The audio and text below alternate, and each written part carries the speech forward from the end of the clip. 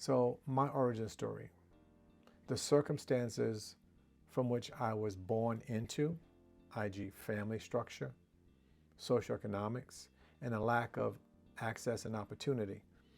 What I'm attempting to do here is to liken or connect myself to many of the marginalized students this research was built on and decided to work for. So that's it in a nutshell. Who am I? As you can see down below me, my name is Gilman Whiting, and you see where I work, Vanderbilt University. But what's not there is the fact that I grew up in a large family, 10 siblings, and I had siblings who passed away from crib death and those types of things. I've had brothers who were incarcerated by the police and also shot by the police. I had brothers who have been incarcerated for dealing with controlled substances and drugs, and had brothers who have died from drugs. The girls seem to escape all that, but the boys somehow or another got caught up in it. And I find that common, very common. I'm attempting here to, again, talk to you in lieu of meeting you in person. When we have our seminar and get together either on video or I come visit you at your schools, I feel that then you'll know me a little bit better once the faculty and staff start to talk about this. I use an analogy of planting something, and wherever we live, whether it's Montana or southern Florida or Texas or Boston, we have to prepare the soil so that any ideas or any seeds that we plant have an opportunity, the possibility to germinate. So having a large family, coming from a low-income background, living in what we call the JECs or the projects in inner cities of Providence, Rhode Island, and Pompano Beach, Florida, Fort Lauderdale, Florida, and Miami, Florida.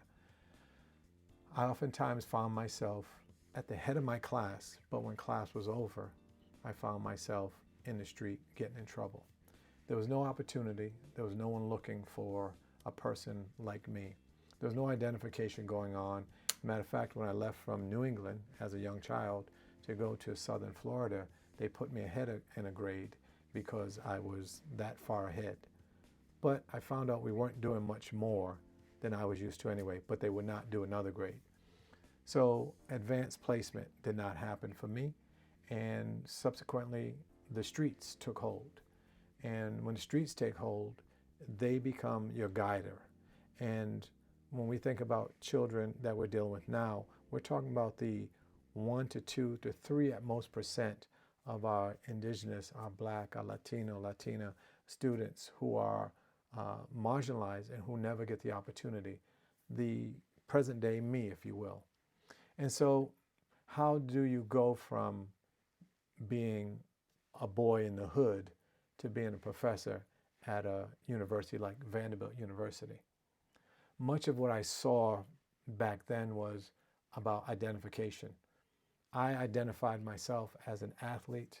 I identified myself as somewhat of a social person, an entertainer, if you will. I also spent a lot of times in relationships with girlfriends and all those things there. Those things occupied most of my time. If you ask me about my academics, I say it was okay. How was today? Did you learn anything? Yeah, maybe, or not much. So school was never challenging enough, and I found myself getting involved in the neighborhood groups and gangs that were running around. Subsequently, those things led to the possibility of being incarcerated, being on drugs, or being,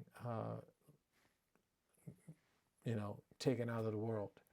So again, I'm an older person now, and I've survived that maze, if you will. But now we come to the point where we want to do so much for those students who are less fortunate than we are. So as I start to think about what we can do, I think about the commonalities between so many of the young men and women who presented as very intelligent, but was not showing up in the grades, in the reports. So the work began working with primarily Black and brown boys in an inner city environment for about 10 years. But then what I started to notice was that as you start to look across the constructs, a lot of them apply to a lot of the students. So we won't go into the scholar identity model. Today, this short video is about getting to know me. My information is here. There's a QR code on the screen in front of you. I would like you to go ahead and use your camera to hit that QR code, and you can contact the scholar identity model that you see there. But also I want to put up this other thing I want you to make sure that you get your hands on. This is going to be one of the documents we'll talk about as the time goes forward. And I'll kill one QR code. So there's two QR codes there. One is for the scholar identity model, and I'll pull that up top so it's not confusing your vision. That's up here. And then the other one here is for another QR code. This is for this document that's here, which deals with gifted education in the United States. So before now and the next time we see each other, I would like you to go to both the scholaridentity.com as well as the Purdue Jerry site and take a look at, if you haven't already, and download this free document to get you and your group up in terms of what's going on. I've got more stories to tell, but like I said, I want to keep this video short.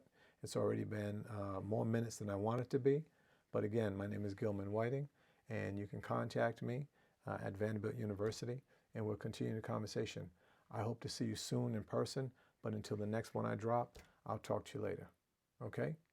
Be well, peace, boiler up, anchor down.